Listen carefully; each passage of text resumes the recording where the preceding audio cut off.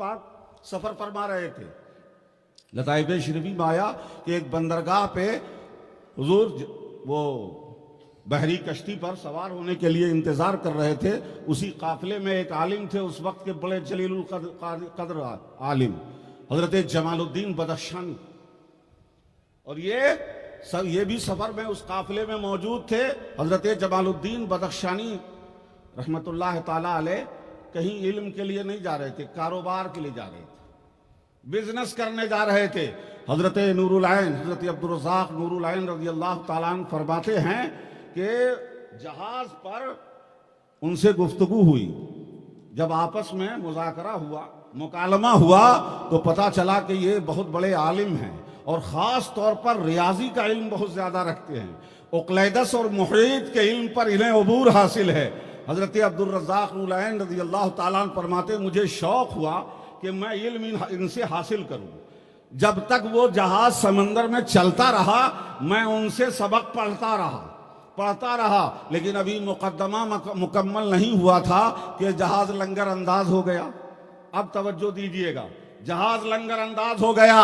अब तो काफिले को अपनी अपनी राह चलनी है, अपने अपने रास्ते पे चलना है।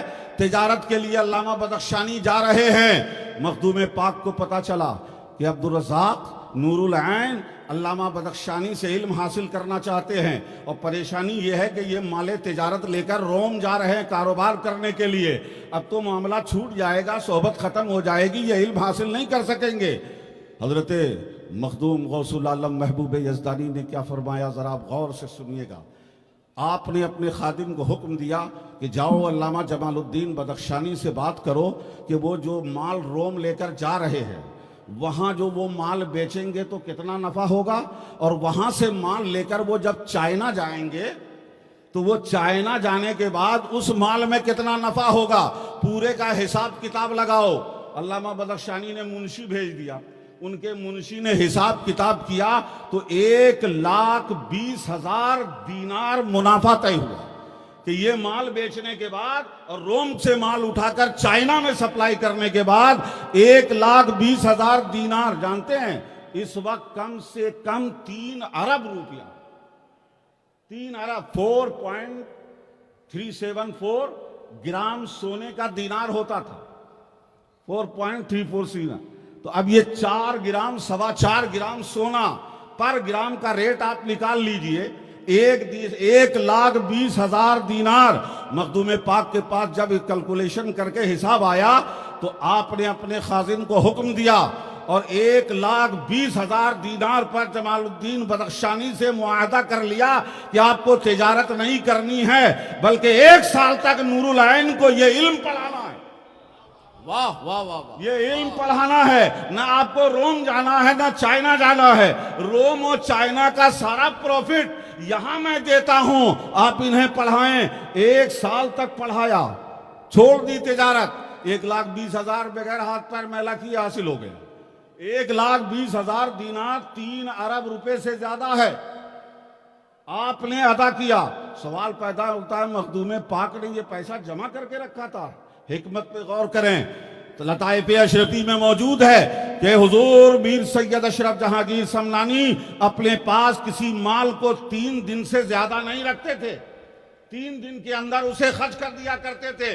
ये तो इत्तेफाक था कि बहरी सफर था, इसलिए ये रकम महफूज रह गई थी, और जो रकम महफूज रही तो अल्हम्दुलिल्लाह कुदरत ने वो इंतजाम किया कि इस रकम को हुजूर ने खर्च कहाँ कर दिया, नूरुल ऐन की तालीम के लिए खर्च किया।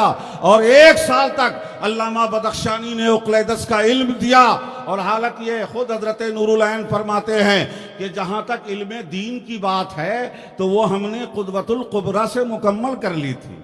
इल्म दीन तो उनसे हासिल कर लिया था। इल्म दीन ही नहीं, इल्म तसव्वुफ़ इरफान मारिफत सब हासिल कर लिया था। इतना हासिल कर लिया था कि मखदूम पाक ने अपनी हयात में हजरत नूरुल ऐन का इम्तिहान लेने के लिए और अपने आप को इत्मीनान दिलाने के लिए एक मौके पर फरमाया, नूरुल ऐन ये मिर्जा अली बेग अनपढ़ जाहिल तुर्की है, ये तुर्क का रहने वाला जाहिल है। आज तुम्हें इस पे अपने तसर्रुफ की नजर डाल ली है, तुम डालो। कहा सरकार खुर्शीद के सामने हम जर्रे की क्या हकीकत है।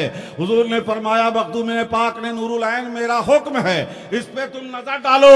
खुदा गवाह है, लताइफ अशरफी में मौजूद है, सारे खुलाफा गवाही दे रहे हैं कि हजरत नूरुल ऐन ने उस जाहिल तुर्की पर नजर डाली तो हालत ऐसी हो गई कि जबान से मारिफत जारी होने लगे।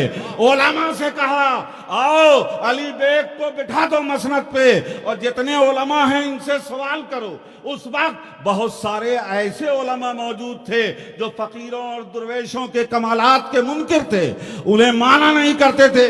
खास तौर पर उन्हें पेश किया गया कि तुम्हें जो चाहिए सवाल करो। अरे छोड़ दो नूरुल ऐन को, छोड़ दो गौसुल आलम को, उनके नजर डाले हुए इस मिर्जा अली बेग तुर्की से पूछ लो, तुर्की से पूछ लो। बताते हैं वो लोग सवाल करते थे और बरजस्ता जवाब देते जाते थे।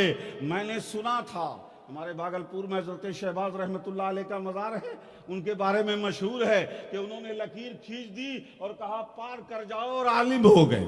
लकीर खींच दी, पार कर गए। और यहां हजरत नूरुल ऐन ने नजर डाल दिया तो अनपढ़ भी एक आलिम इल्म का बहरे ज़खार बन गया, सारे के सवालात के जवाब देने लगे। तो ये इल्म तो कुदवतुल कुबरा से हासिल कर लिया था।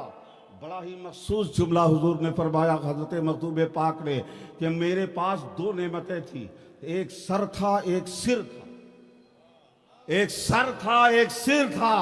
और ये दोनों इल्म मैंने अपने अपने प्यारे नूरुल ऐन पे निछावर कर दिया। ये नहीं कहा कि अता कर दिया, निछावर कर दिया। फरमाते हैं कि मेरे इस बेनूरुल ऐन ने जो मेरी खिदमत की है, जो मेरा ख्याल किया है, कोई बशर बल्कि कोई मखलूक ऐसी खिदमत नहीं कर सकती है जो नूरुल ऐन ने मेरी खिदमत की है। इसलिए मैंने अपना सर और सिर दोनों निछावर कर दिया। अब उस सर और सिर का मफहूम आप तलाश करते रहिए, मैं उस पर तकरीर आगे नहीं करूंगा।